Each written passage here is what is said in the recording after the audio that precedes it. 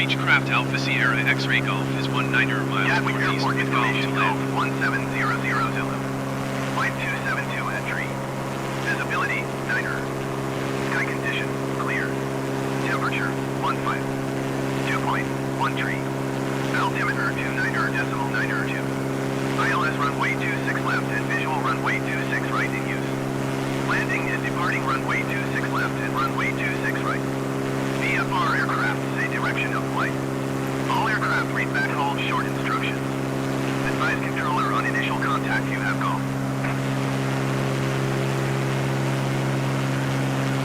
Gatwick Airport Information Hotel 1700 Zulu. Flight 272 entry. Visibility, niner. Sky condition, clear. Temperature, 15. Dew point, 13. Altimeter, 29.902.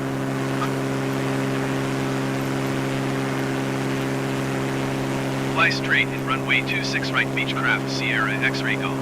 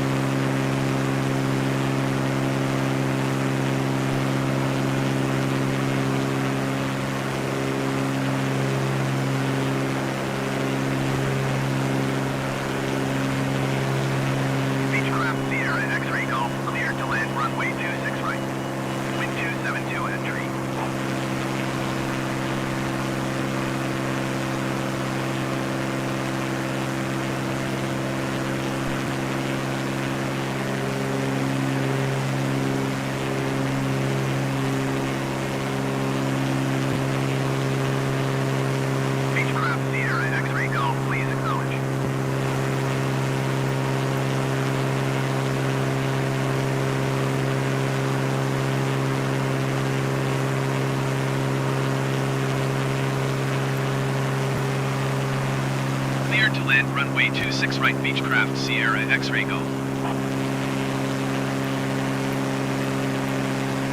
Gatwick Tower Beechcraft Alpha Sierra X-Ray Golf is unfamiliar with the area. Request directions to the airport. Beechcraft Sierra X-Ray Golf Airport is 9 o'clock 11 miles.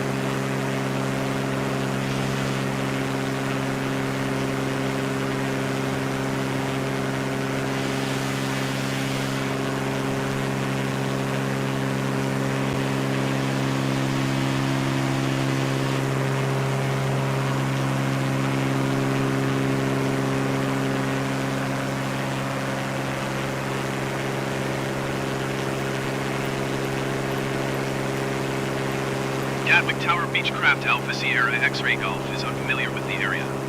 Request directions to the airport. Beechcraft Sierra X-Ray Golf Airport is 1 o'clock 8 miles.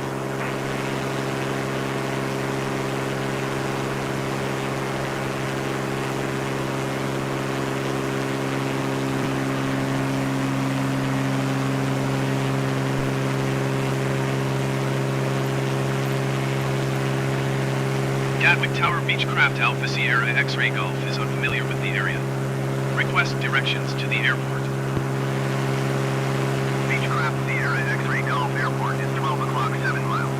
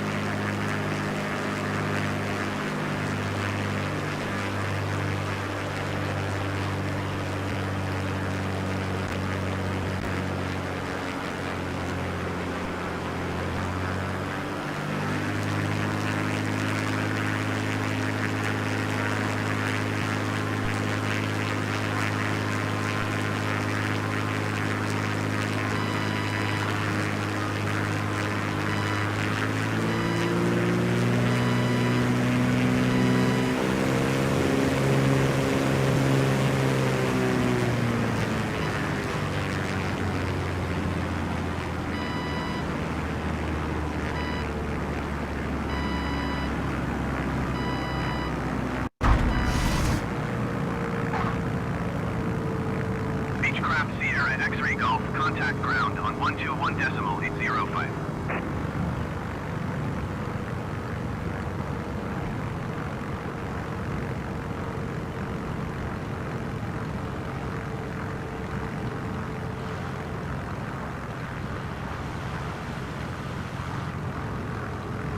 Beechcraft Sierra X-Ray Golf, did you copy?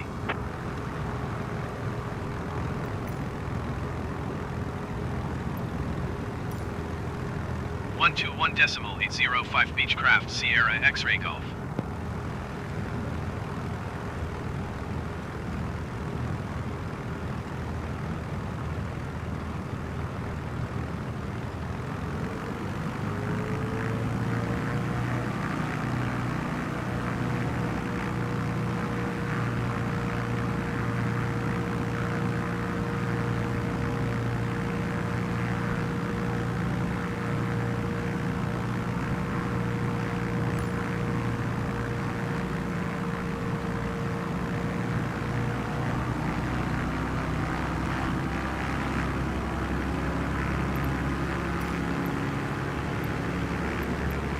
Gatwick Airport Information Hotel 1700 Zulu. Flight 272 entry. Visibility, niner. Sky condition, clear. Temperature, 15. Dew point, 13. Altimeter 29.92. ILS runway 8 right and visual runway 8 left in use. Landing and departing runway 8 right and runway 8 left. VFR aircraft say direction of flight. All aircraft read back hold short instructions. Advise controller on initial contact you have hotel.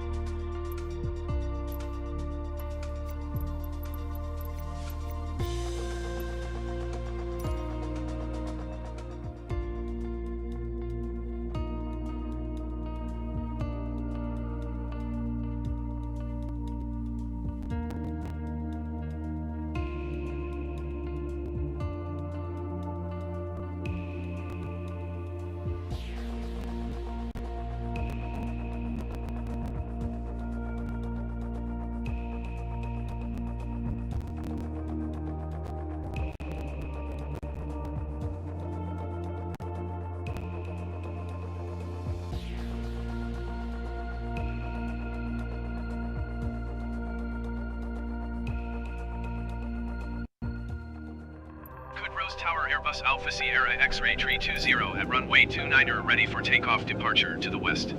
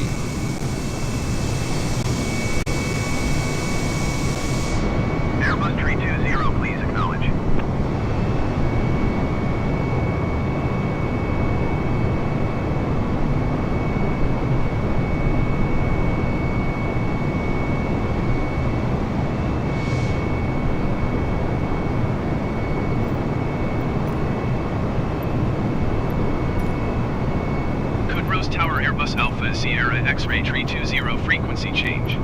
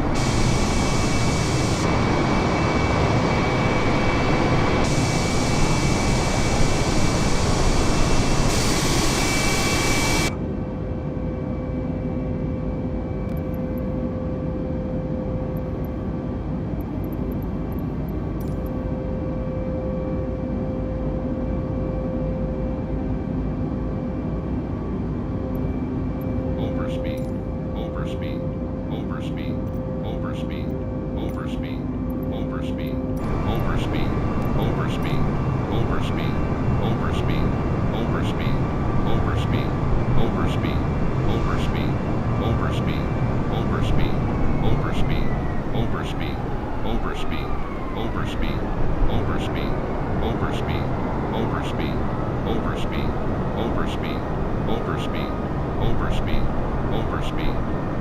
overspeed, overspeed, overspeed.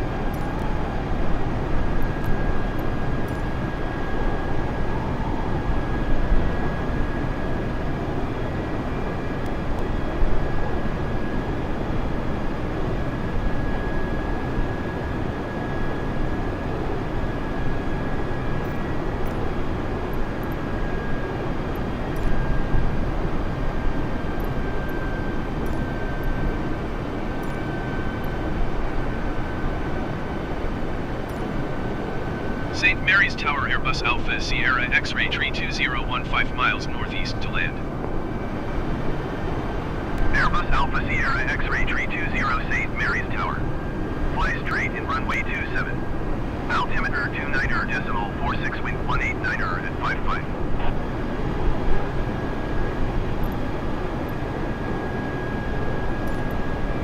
Fly straight in runway 27 Airbus tree 20. St. Mary's Tower Airbus Alpha Sierra X-ray tree 20 is unfamiliar with the area. Request directions to the airport. Airbus tree 20 airport is 10 o'clock 12 miles.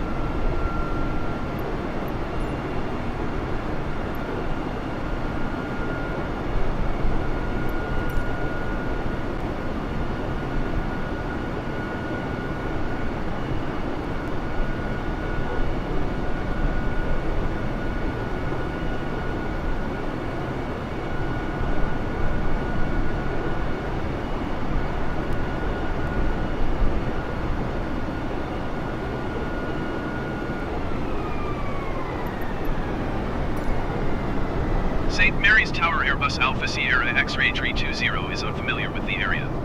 Request directions to the airport. Airbus tree 20 airport is 12 o'clock 5 miles.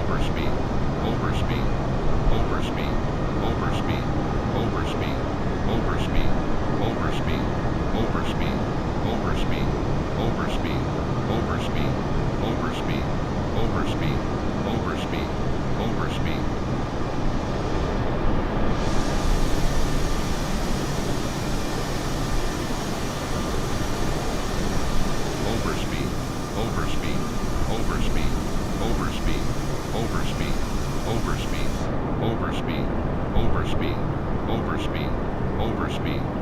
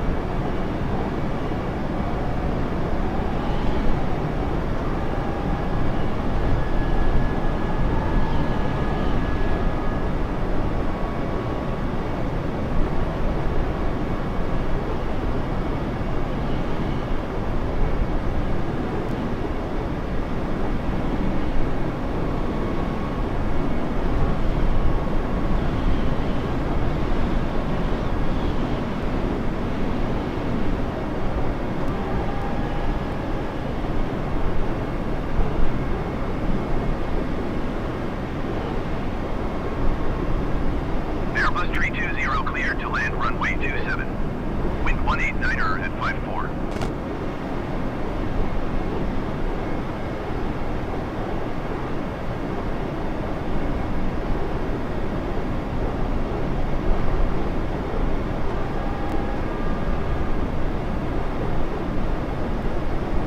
Airbus 320, did you hear my last transmission? 2,500.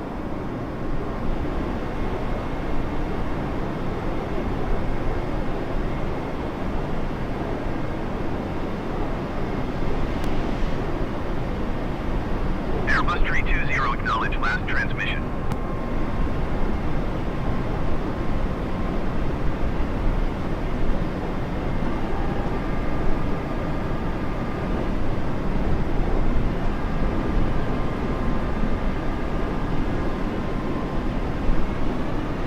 Airbus 320, did you copy?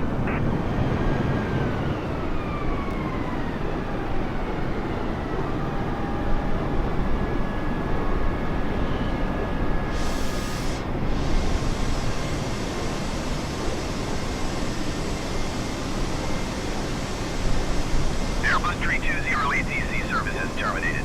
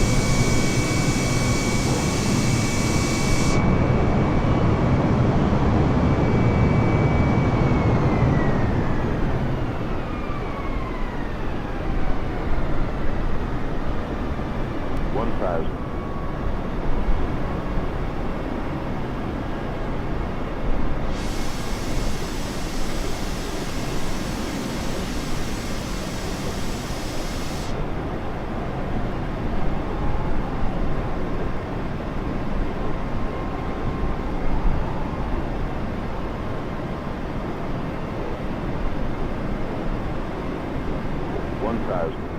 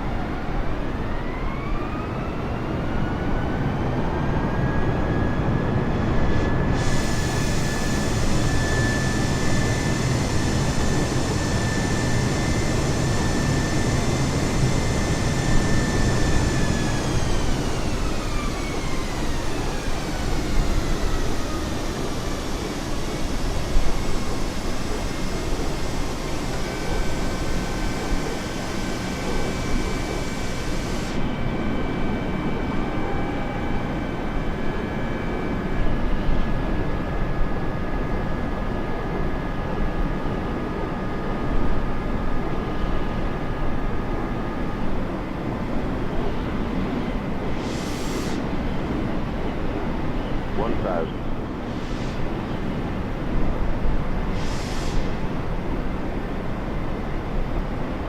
500. 400. 300. 200. 100. 60, 50, 40, 30, 20. Retard.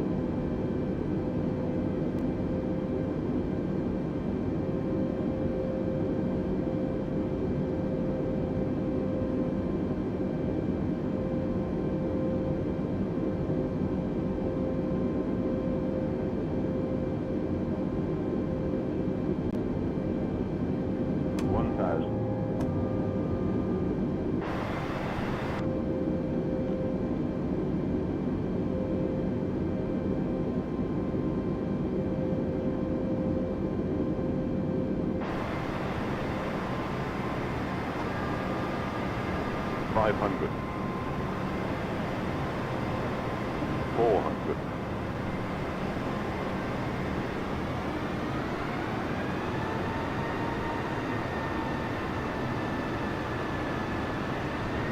300.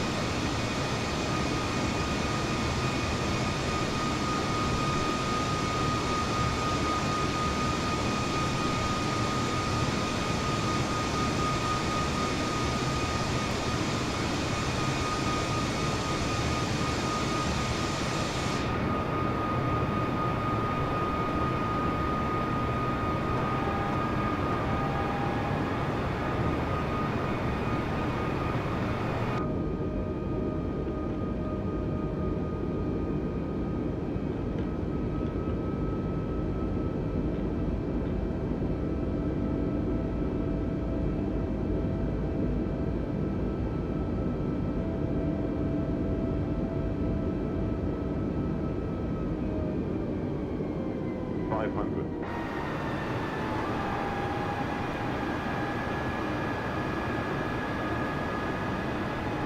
400.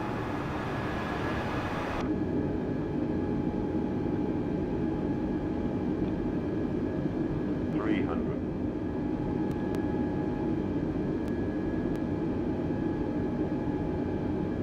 200.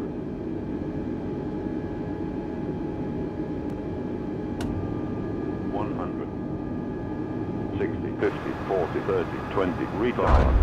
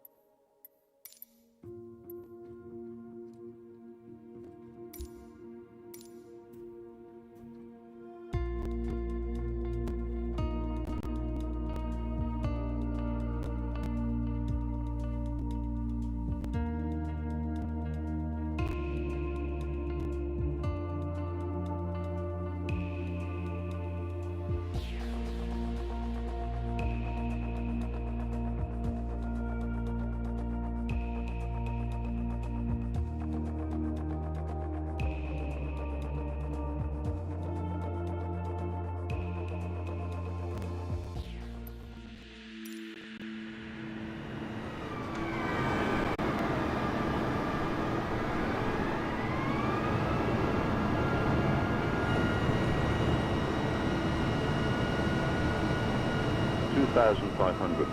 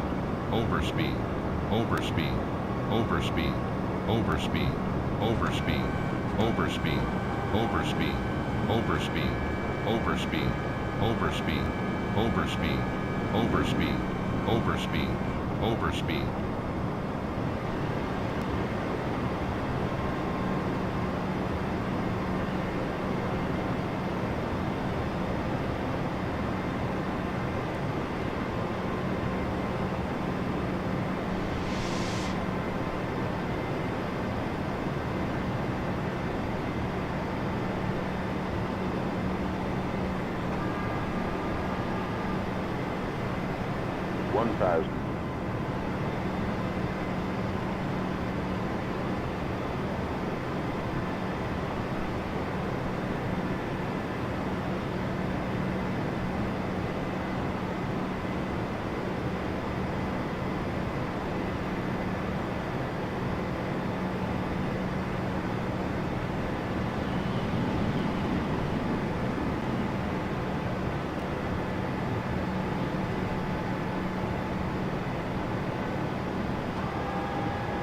500. 400.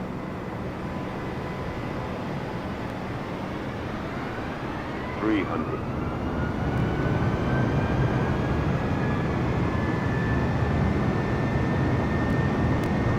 200.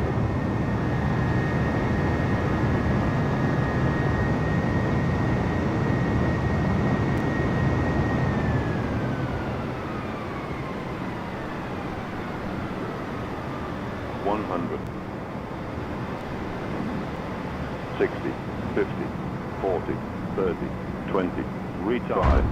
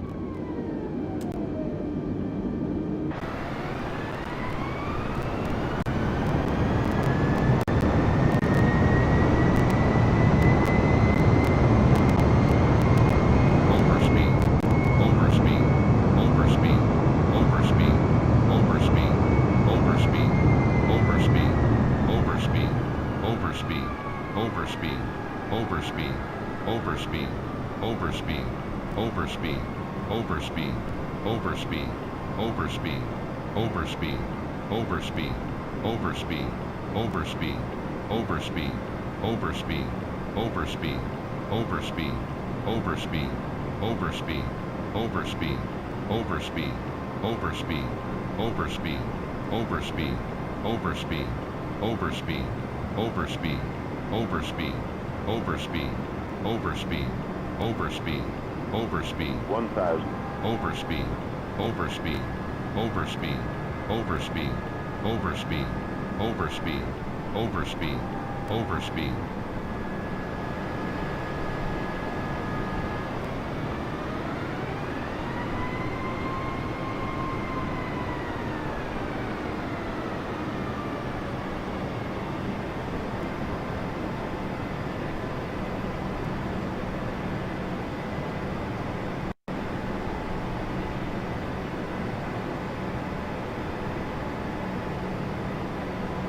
500. 400. 300.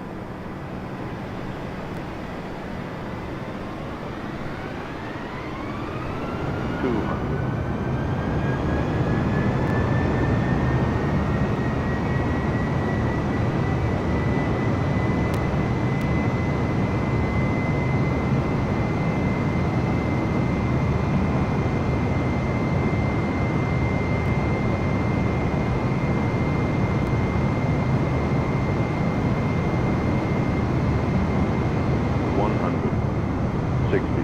40, 30, 20.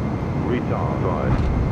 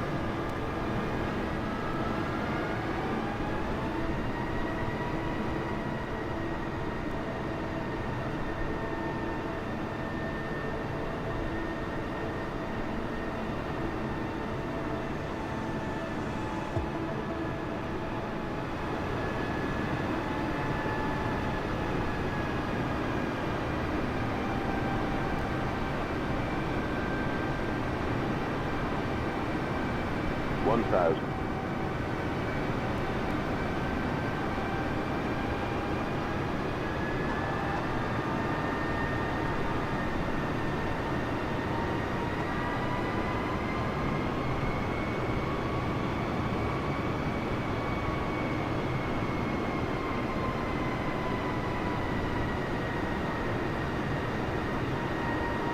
$500.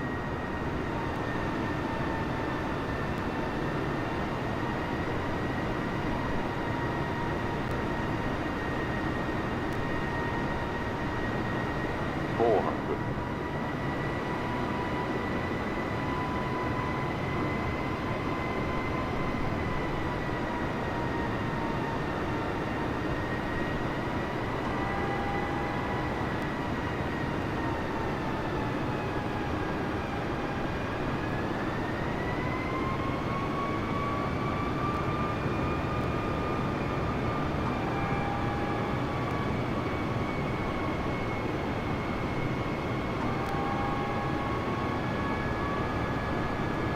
300.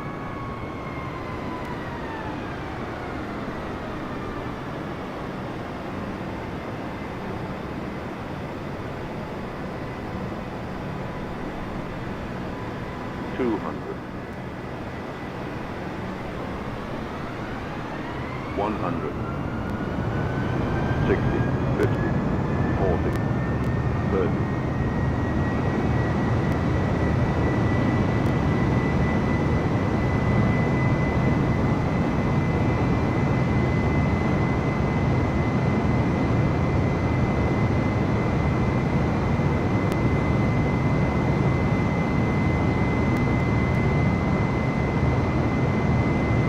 20. Retard 5.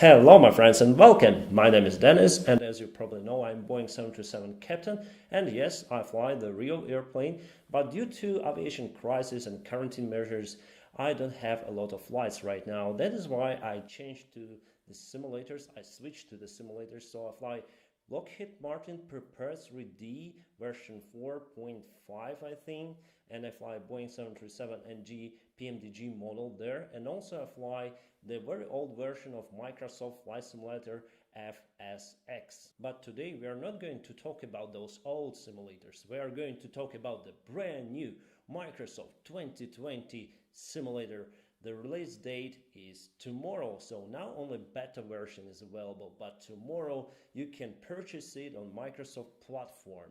But for me, I was waiting this simulator for a very long time and finally I decided not to install it on my personal computer. If you want to know why, stay tuned.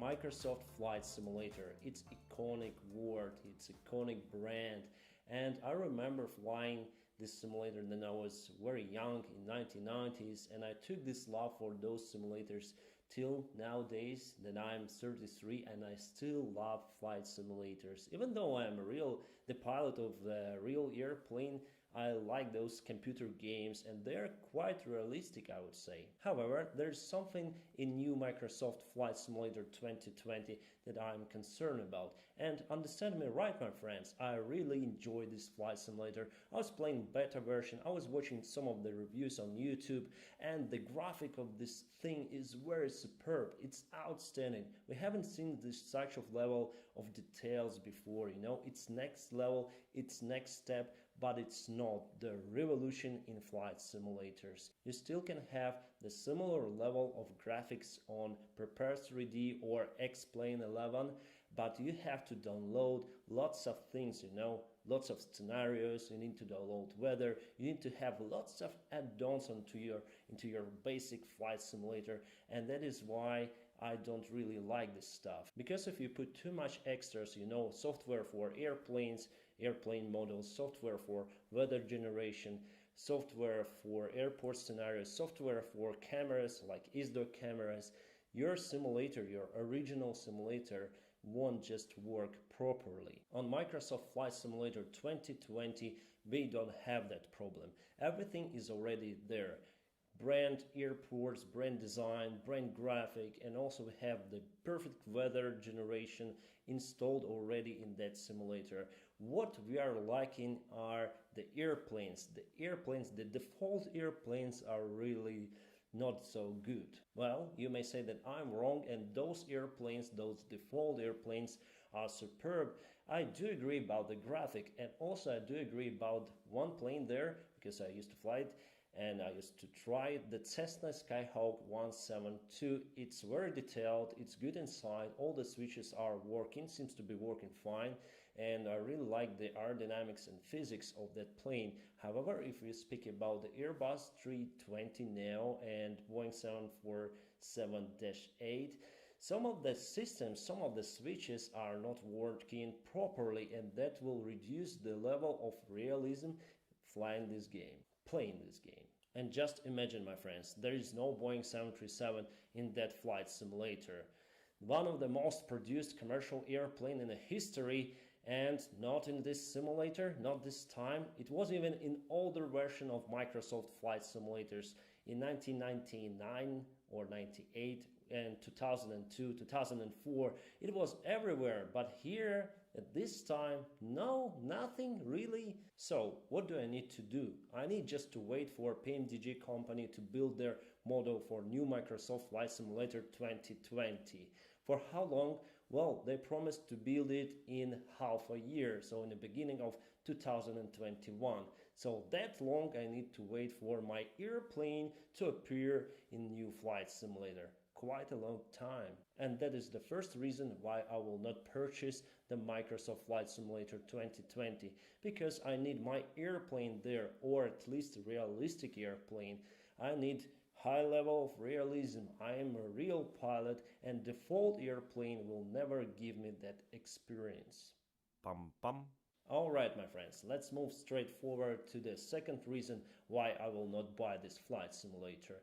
The second reason is or are system requirements, and my personal computer barely hits the bottom of the minimum requirements for that flight simulator. Okay, I just checked it and I'm in the middle. My PC is in the middle, but still I'm not able to have what this flight simulator is able to give me. I mean the graphics, the extraordinary graphics of this flight simulator. I had around 40 FPS flying Cessna, but for bigger aircraft like Boeing 747-8 I had 20 FPS, and that is default airplanes. Imagine flying PMDG models with all that complicated algorithms, so my personal computer will not carry this stuff out. I would say that even top computers are not able to have the good FPS at 4K resolution. So what are we talking about? This game has highest system requirements that any other game presented, I think, from all the simulators or not only flight simulators. Is the Microsoft Flight Simulator 2020 an expensive game? Yes, of course, it may be more expensive than other games from the same brand, Microsoft, but you need to pay for basic version. As far as I remember, it's $60. Hello guys, my name is Dan and welcome back to another video. So basically today I contacted a 787 pilot who I've known for years, really close to him. I go flying with him quite a lot. Basically I reached out to him and asked him if he wanted to go ahead and test out the brand new Microsoft Flight Simulator, and he was like, yeah sure, I'm totally down for that. So I'm not going to waffle on. Shout out to my Captain subscribers being shown on the screen right now, and yeah, basically sit back, relax and enjoy the video. Hi, my name's Nick, a friend of Daniel. I agreed to participate in his new flight simulator. I've never flown anything like this before, and he wanted someone who's a professional pilot, which I am. From 17 I got my private pilot license. I then got a sponsorship with Britannia Airways. I've flown the Boeing 737-200, 300, 7, 8, 900, and I'm currently on the Dreamliner now with Norwegian. Having not flown since March, I was quite happy to be invited to try this to see how it flies like the real aircraft. At the moment we've got it set up for a Cessna 172. The only differences I can see right now is that any simulator is never going to be like the real aircraft, and of course the feel for the controls and the visual aspect is not going to be quite the same as looking out the windows of a real aircraft. But we'll give it a go and see if I can fly a circuit in this, and then just how it goes. Of course I'm going blind now, so I'm not used to jiggling headsets and glasses. I'm still trying to do it. Okay, well I currently fly light aircraft as well at my local airfield. This is a Cessna 172, so just telling you what I'm looking at the moment. We're on a hard runway, so I'm just going to make sure that the flaps are up. Take off with 0 flaps on a hard runway. Just making sure that everything is where it's supposed to be. The mix is rich, the fuel is on, the master switch on, magnetos are on, set on both. And the main thing with this model of Cessna is it has a fuel pump, and unlike Pipers, you are not supposed to use it in the air unless it was a dire emergency in trying to restart an engine when nothing else has worked. So everything seems to be where it is. I've just adjusted my view out of the window, and this little knob here is just adjusting the heading bug for the runway orientation. So I know it sounds stupid, so that I don't actually get lost in the circuit, because if you look like this is the only way you can really see out of the side, and it's a little bit unnatural where in real life you can move your head but you still have the side vision from your eyes, if you know what I mean. You're not physically rotating around the aircraft. Anyway, enough of that, and let's just see how it goes. So what I'm going to do now, and you can't get the view of the everything you need to have to make the airplane work, so it's a little bit of jiggery pokery to adjust the vision and also the controls of the aircraft. So you can adjust the throttle with the mouse or the little lever here. So what I'm doing here is increasing to 2000 RPM. Just make sure that all the needles here essentially are in the green. The parking brake is down there. If I click there, that releases, and I just raise my view a little bit, full power, and just steer it by twisting the yoke, which again is a little bit unnatural because you do steer with your feet. Down here, I'm looking at the airspeed is increasing, and with zero flap, you're going to get in the air at about 60 knots. Gently ease back, and looking for about 70 knots, 75 knots of climb. It's still a little bit out of trim. Trim is where you balance the aircraft, that you don't have to put any input into the controls to keep the aircraft where you want it. If you look at this now, if I let go, the nose drops. So if I click the nose up a little bit, what I'm trying to do is stabilize the aircraft so that I don't have to keep back pressure on the yoke. 500 feet, just make a gentle turn to the left. What we'd normally do is raise the wing and look out of the window, but again, that's just a little bit too complicated for this exercise. So what I'm trying to do is turn until the heading bug is down at the 90-degree mark. About there, roll out, wings level. Again, I'm flying this on the instruments, but in real life, flying a circuit, it'd be purely looking out of the window. But again, it's quite a hard exercise to achieve. 1,000 foot for a circuit is reasonable. So get to 1,000 feet, set the attitude, set the power. And a 172 SP, 2,000 RPM is quite a good RPM for the circuit, and then you don't catch everyone else up in 150s and 152s. And it's just a little bit more consideration to other aircraft in the circuit. And what I'm trying to do is get a visual aspect there about an inch below the horizon, trim it, and try and get the feel out of the controls. So I'm going to turn what's called downwind. So now I'm flying parallel with the runway when I roll out of this turn. Get the heading bug at the bottom, and then I'm flying parallel with the runway. As you see, even at 2,000 RPM, I'm flying at 90 knots, and that's about the speed that the 150s will fly around the circuit at. I'm not going to bother with Boeing with the checks for landing, but basically everything is where it was set before. The main thing is that the altimeter is set and all the T's and P's are in the green, and I know the fuel was switched on before. Right, so we're going to turn onto what's called base leg. That's now 90 degrees to the runway, with the runway then on our left hand side. I've lost a bit of altitude, but again, the feel and the trim aspect is finding it difficult at the moment. Bring the power back to about 1400 RPM. Keep the nose raised. So with the nose raised, then you'll trade the speed. When the speed's in the white arc, that means I can put the flaps down. So dropping quite quick. So a bit of power to control the altitude. It shouldn't really turn below 500 feet, but again, I'm not really used to this. Alright, there's the heading bug. So when this is at the top, I know I should be flying at the runway. So now probably, there it is. It's not too bad. I've overshot a little bit. Put a full stage of flaps down if it can reach it there. That's the only other problem. We've got to go cross-handed to work the throttle and the control. 60 knots over the threshold. Cut the power and just hold the aircraft off. Just let it just settle on the runway. Like that. That's the end of the first exercise.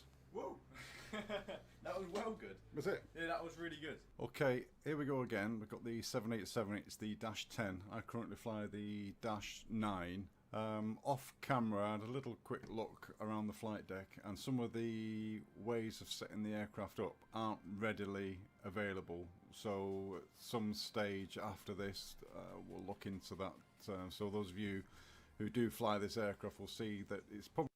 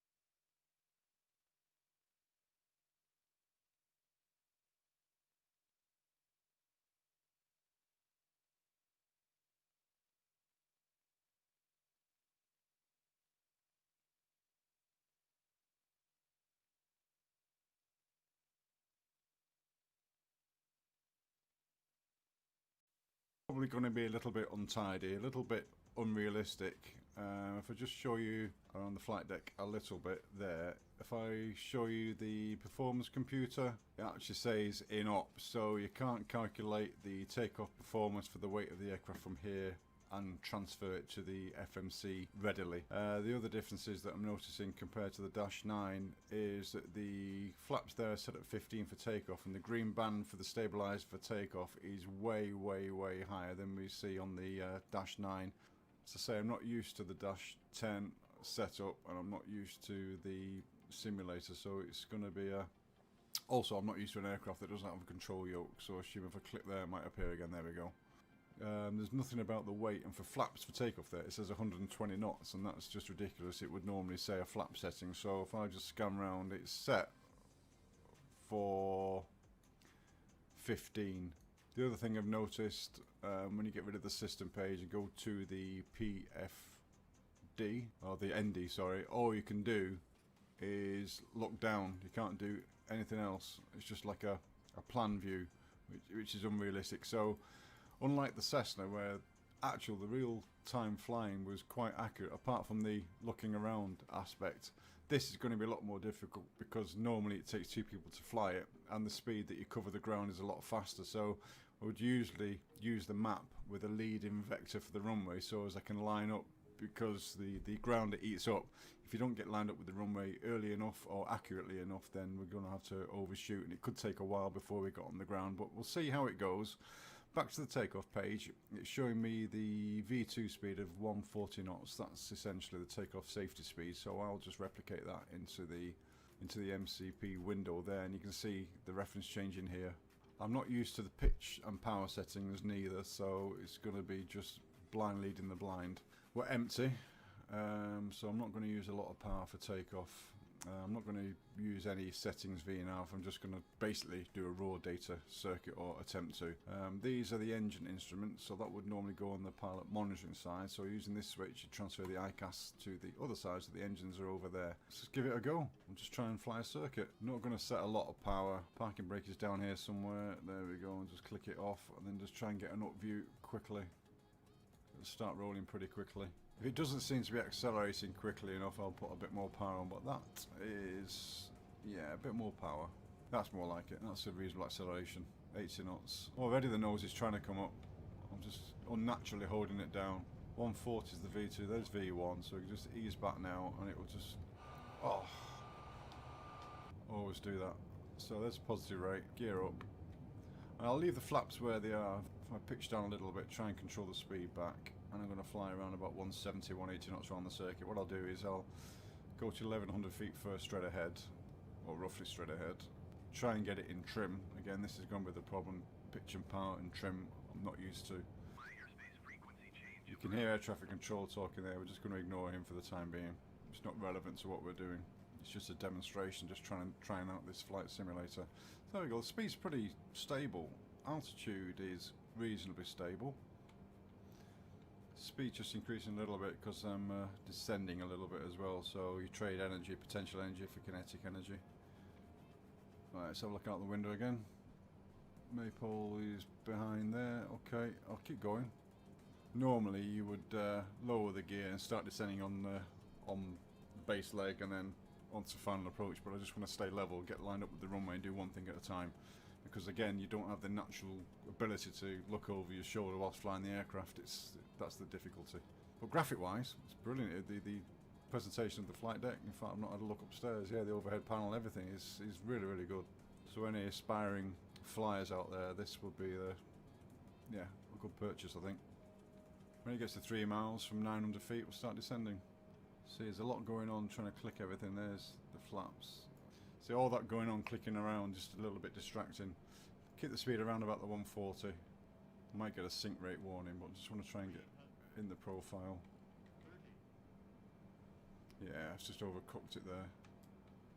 Take the power off, see if we can get it on the ground. Hold the nose. Yeah. No, go around. Yeah, the landing, very difficult. Let's try that. No, come on. Yeah, it's Not pretty. We're on the ground. So let's see if we can try and stop it now. Like I say, not pretty, but we got on the ground. A couple more of those, and it's just the flare. That's it. So. Well done. That was good.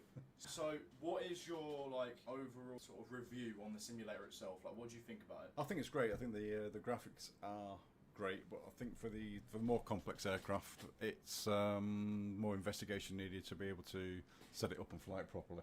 On the landing was a little bit tricky. Yeah, and then what about with regards to graphics and stuff? Oh yeah, perfect. Yeah, really, really good. In fact, the Cessna was really good.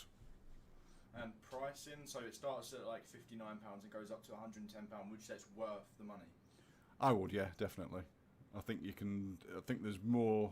I think you can do a proper setup and flight in airplanes like this. But we obviously, you've just got it today. We don't quite know how to access the different areas. This is important. If this doesn't work, then maybe it's not quite worth that money if you can't fly and set up these aircrafts properly, because you can get equally good simulators to fly light aircraft for half the money.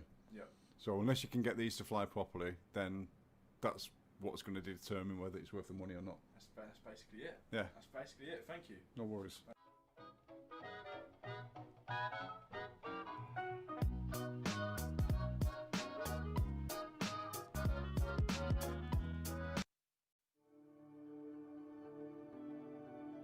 Real aircraft, but it's not for any real world use of.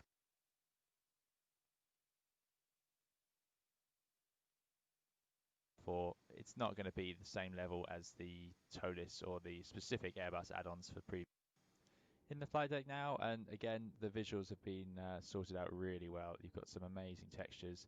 These little scuff plates on the floor look all grubby, and they always do look grubby even in the real aircraft. They're constantly getting dirty, obviously, down on the floor.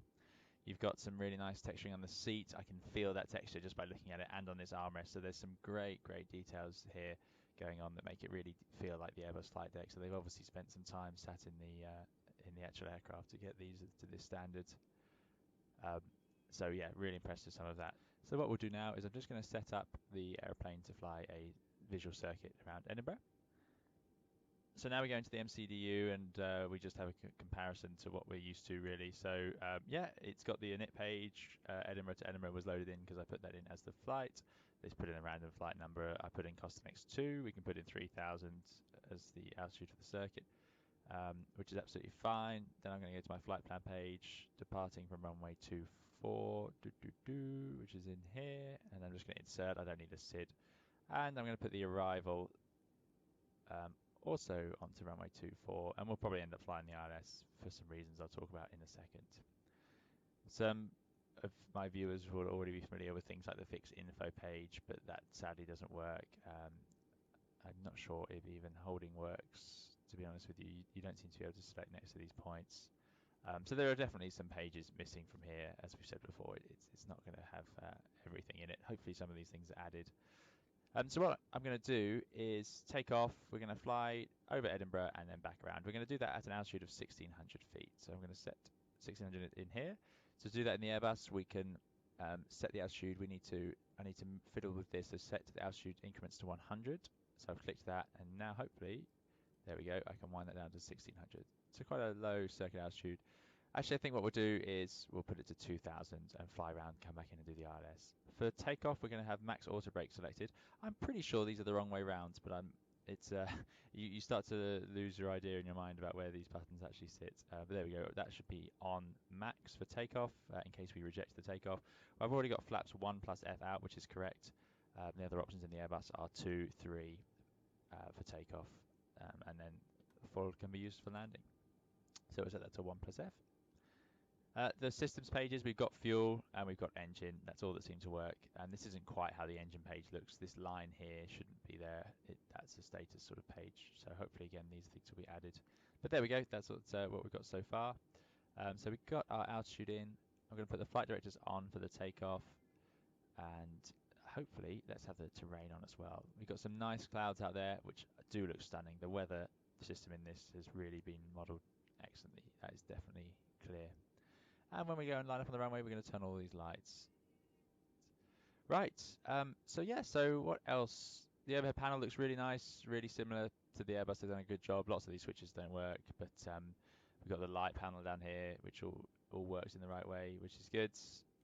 We've got the anti-ice, which I was quite impressed. That all works. We've got even the piezo heat, although you wouldn't probably see much effect. Although maybe, because I know they've modelled the icing in this, maybe we'll see some effect if we use it there. Although all this does is adjusts it on the ground. The probes and window heat are normally in auto anyway, so they will run in the flight. So let's get ourselves out onto that runway and take off. Now, let's see if I can get the brake off. So parking brake off. That's an opt. Okay, let's get ourselves over. Away we go. Again, the more experienced Airbus users out there will know that you wouldn't get quite this look on the PFD, so some of these modes wouldn't be here yet. SRS doesn't come up till we get underway. But what you will see, actually, I should have shown you, is that the performance page in here seems to populate itself quite easily, and we'll put in flap 1. I don't know if that's going to change any. No, the speed's already in there, so I'm not sure what they're based on. Put in flex 69 as a sort of standard takeoff thrust in the Airbus. So that's a low power takeoff, so we're imagining we've got plenty of performance, which we should do really for a 320 out of Edinburgh.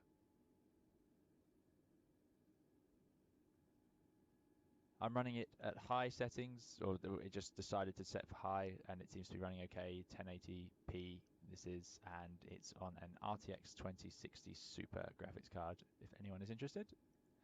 And now let's get ourselves ready for takeoff. So we're going to put the side stick halfway forwards when we set thrust, and then at 100 knots we're going to set that to neutral, and then we'll rotate at the selected speed.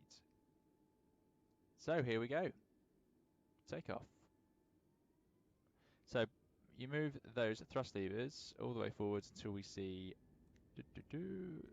flex. So it says man flex 69, SRS and runway, which is all good. That's pretty correct. As we get through 80 knots, I'm going to move that side stick to neutral. Really nice runway graphics out there, definitely. And there's our V1 point, so we're through that. And then there's our rotate. So let's rotate into the air. Oh. Okay, positive climb, gear up. I'm not sure what those flight directors are aiming at. They should be aiming for our V2 speed, but if you see there, it is just shooting right through. So let's get the nose up and see if we can sort that out, because that is far too much. So let's go thrust climb. There's our man flex 41 SRS runway auto thrust disarms. We have the BSS sound pack, so hopefully some nice sound effects for you. Passing 80 knots can release the side stick to neutral.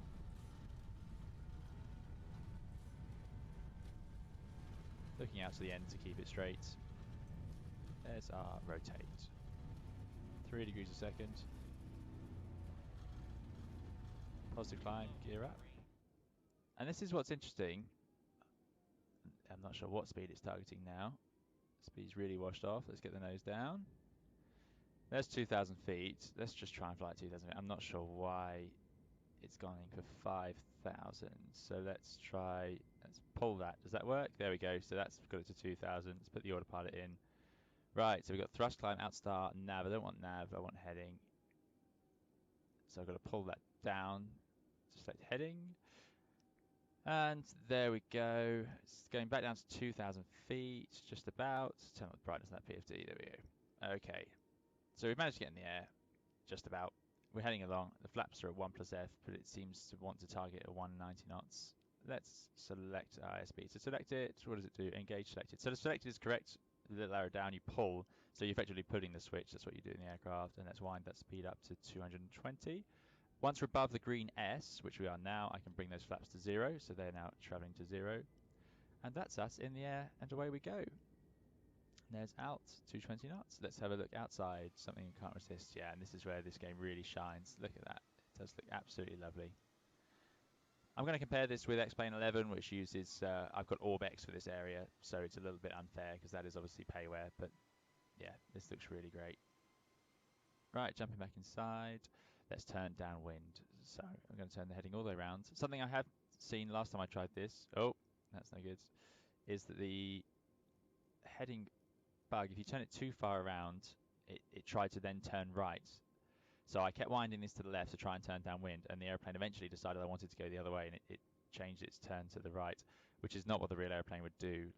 The real airplane, as long as you start by turning it in the right direction, it will keep following the heading bug in that direction. It's quite clever, really.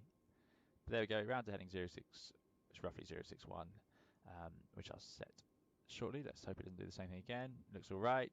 Okay, we're going to go into the MCDU, and I'm going to activate the approach phase. I'm going to set the weather in here. So QNH was 1013, temperature of 15.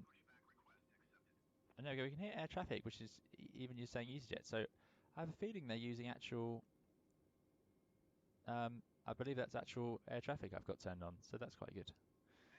It says no DH, but that would actually, to get that, you'd have to have written no in there. So let's just put in, just to see if it works. I haven't got the charts up because we don't have the charts in here, but let's put in 300. Yeah, MDA 300, that worked, that's good. Right.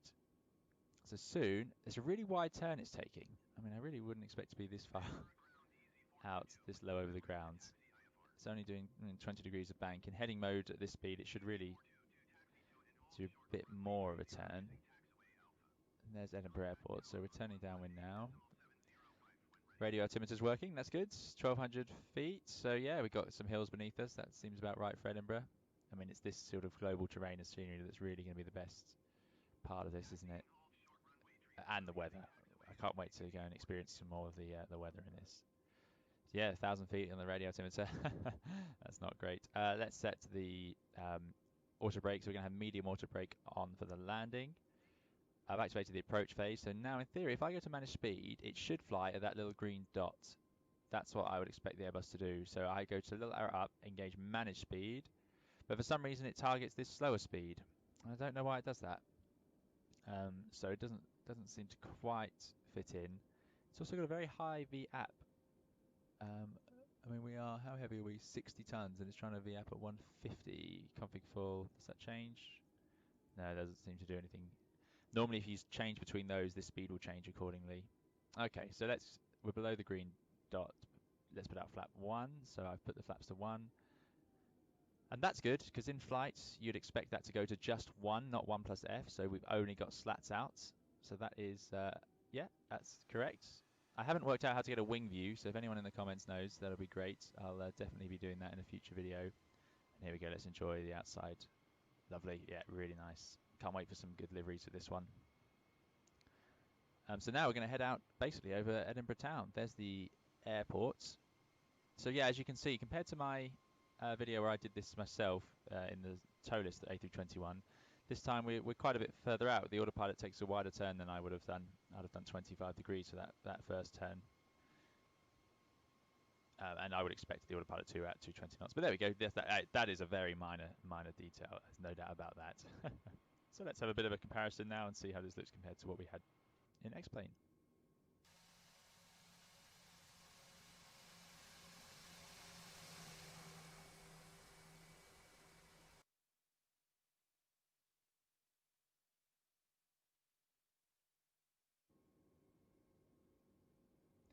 So now let's get ourselves ready for the approach. We need LS buttons go on, or this here brings up these ILS scales on the PFT.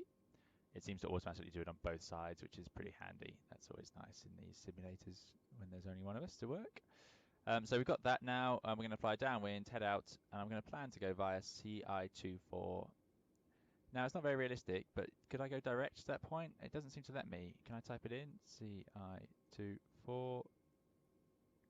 No, there seems to be no way to actually do that. I mean, if I type in 061, direct rate it in, so this will draw some lines on. No, none of that seems to be working for now, unless I'm doing something that the simulator doesn't like. But I would expect that to work now in my mind, anyway. And I'm really not sure what speed it's targeting here at managed speed. So I'm going to put out flaps 2. So there we go, and now we get some flaps out as well. This is right, so you get the climb gauge up there, although that wouldn't change quite like that. That tends to show you the limit of where the thrust levers are sitting, but there we go. Heading out over the sea, absolutely lovely. This is where this game really excels, doesn't it?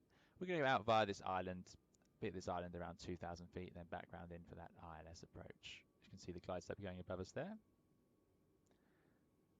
So what you'd expect is now we've got flap 2, the airplane should fly at that green F. on its own in managed speed. That would be the idea. And also, at this weight with flap 2 out, that speed should be down here somewhere. It should be much slower, so I'm not sure where they've got the speeds from for this, but yeah. Autopilot 1 would be white normally as well. I mean, I am really obviously nitpicking. The problem is I've spent so much time sitting around in the Airbus and using the tow list and so on. You get used to so many things so that it stands out. To those of you new to the Airbus, there's loads of things here that are accurate. We've got the way the radio altimeter is displayed, the LS push buttons work, which is good. We've got the approach displayed on the navigation display, which is good. We've got the great, it's the feel of the flight deck they've really nailed. They've got that texturing, lighting, colouring, the bits of grime on the floor and so on, these air vents down here, which always make your legs cold, and the little slider, even for the air vents, that fits in there. They've done an amazing job on that, no doubt about it. I'm really looking forward to seeing this at night. You can adjust the lighting on these panels. Yeah, fantastic. Does the dome light work? That'd be really nice. It does indeed. Look at that. Brilliant. And it's even that bright white. In the Neos, they use LEDs in these, which are really bright white, compared to the older aircraft where it's a more softer yellow, which is what a lot of you will be used to in the more traditional simulators. Right, let's get ourselves around then. Let's see if it can fly in ILS. So we're going to bring heading around to start preparing for that. I'm really not sure how this speed is going to work. I don't know when it's going to change that target speed. So we shall find out. And it does seem to be sequencing, which is also good. So it now thinks the two waypoints, so the next waypoint I'm flying to is the CI24, which it is. So why I can't go direct there, I don't really know if there's a way. Yeah, I'm not sure. Not sure what they've set that to do really. I'm sure some viewers will know exactly what I should be doing there to make that work. Heading out over the sea, you've got scratches in the glass. That's good. Yeah, you'd be surprised how many scratches you get on these little windows or these big windows. They seem very prone to it. And we'll come around now and start getting ready for final. Is that some TCAS traffic? What's that? Is that meant to be terrain? We've got the TCAS on, I think. Yeah, TAR8. Oh, that should really be, there you go, auto. And you definitely have out reporting on.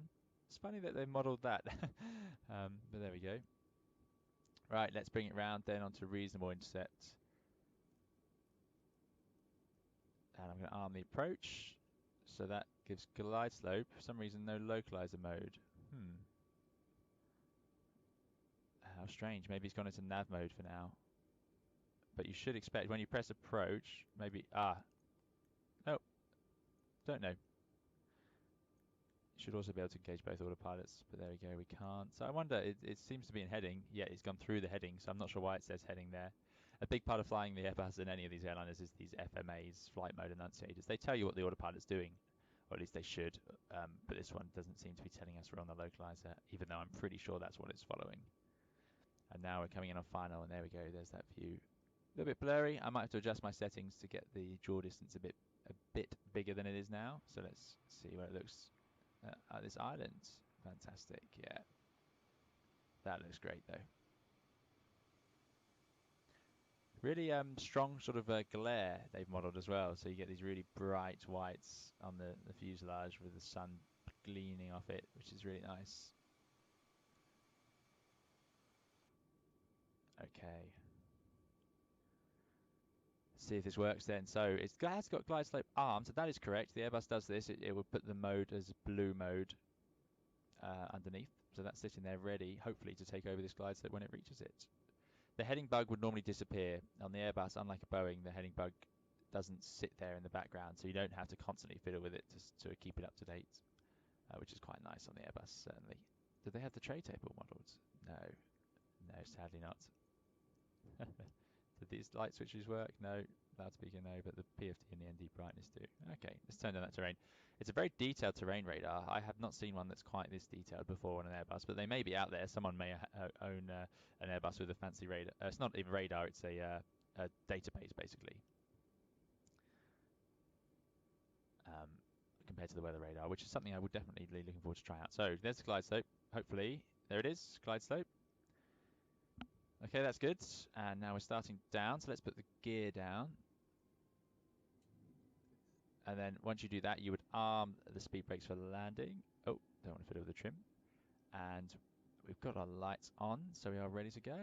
Okay, put the go around altitude into the window, which should be set at 3,000.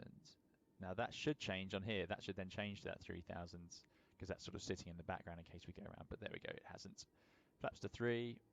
Ah, now the speed changes and flaps to full. So we're at our landing flap for the approach.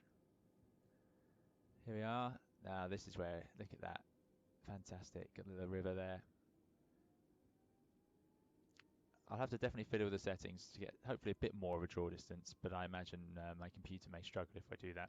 I'm not sure what frame rate I'm getting. It seems very smooth though, I must say. And this was just how it came out of the box. It just decided these settings for me.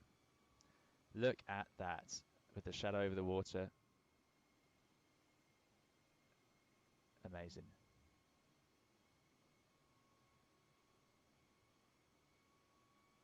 Traffic.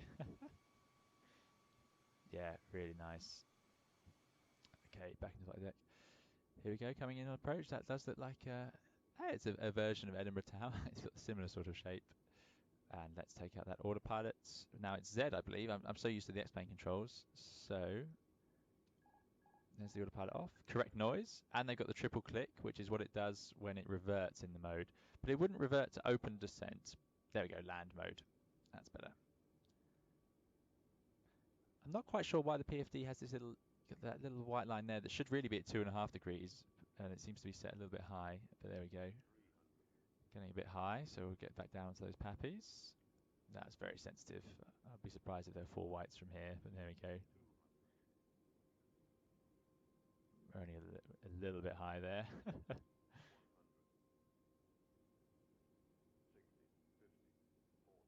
Into the flare, 30 feet. Oh. Idle thrusts, hold the nose. And down we go. Medium auto brake. Should be working for us. We would select reverses, but I haven't got that configured on the controller yet. I'm not sure how to do that. 100.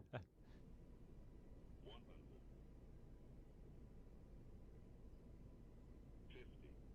40. 30. 20. Retard. 10. Thrust levers to idle. Holding it there, holding it there. Okay, there's the touchdown, and that decel light would normally come up on the button you've selected, so it should really be on the medium, but there we go. And here we are at our exit. Now I have the brakes assigned, so I think I can do that myself. Yes, I can. And there we go. So let's get ourselves off the runway. We have an APU page, but it doesn't work at the moment. To turn them, look at that from the outside. Reels, there'll be some other. This isn't for any real world use. It's just for our fun in Flight Simulator. Thank you very much for watching, and see you again soon.